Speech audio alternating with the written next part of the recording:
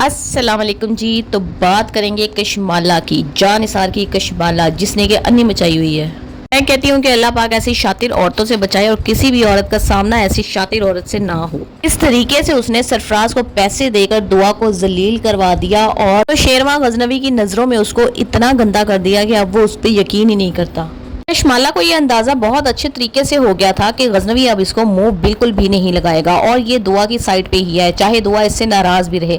तो उसने ये डिसाइड किया कि इसको जहर दिया जाए। जैसे ही उसको मौका मिला तो उसने उसको इस कदर लिथिल किस्म का जहर दिया कि उसने अभी सिर्फ एक ही निवाला खाया है, सिर्फ एक निवाला, और वो जहर पूरे उसके जिस्म में सरायत कर गया है। और जब इसने सोचा कि गजनवी तो अब मर रहा है, पूरे तरीके से बेहोश है, जहर के ज़ेरे असर है, तो इसने सारी दौलत जायदाद अपने नाम कागजात बनवाकर उसके अंगूठे लगवाने शुरू कर दिया। और उस टाइम गजनवी ने आंखें खोली हैं, उसने देखा है वो इस कदर ज्यादा बेहोशी की हालत में नहीं था।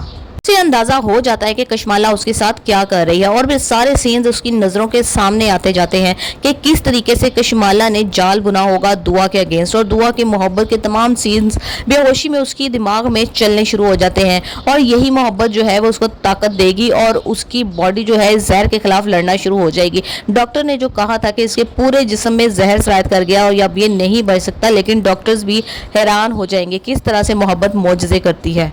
और अगर नौशेरवा उठ गया तो कशमाला तो गई, उसको पता चल जाएगा कि ये सारी इस औरत की साजिश है। फिर वो इसके खिलाफ जब इन्वेस्टिगेशन करवाएगा तो उसको ये भी पता चलेगा कि इसने मेरे भाई को मरवाया था, और मरवाया इसलिए था ताकि ये मेरे से शादी कर सके और मेरी भी तमाम दौलत पे कब्जा करे, मुझे भी मारे और फिर मेरे मामा बाबा को भी इस घर से निकाल दे। तो जी अब बहुत बड़ा ही ट्विस्ट आने वाला है ड्रामे में कशमाला की, और सरफराज की आने वाली है शामत।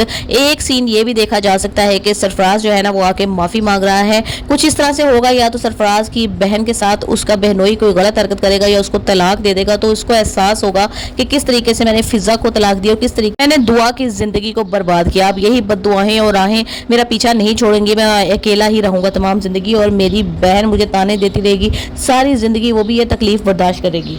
पक्का फाते अमल की चक्की में पिसने के डर से वो आ जाएगा और आकर अपने सख्त गुनाहों की माफ़ी मांगेगा कि किस तरीके से उसने एक प्यार भरे मियाँ बीवी जैसे कपल के दरमियान नफरत पैदा करने की कोशिश की, क्योंकि उसके दिल में तो दुआ के लिए कभी कुछ था ही नहीं। वो तो सिर्फ इसको टाइम पास के लिए यूज़ कर रहा था और इसको बेचकर फ़ायदा कमाया उसने।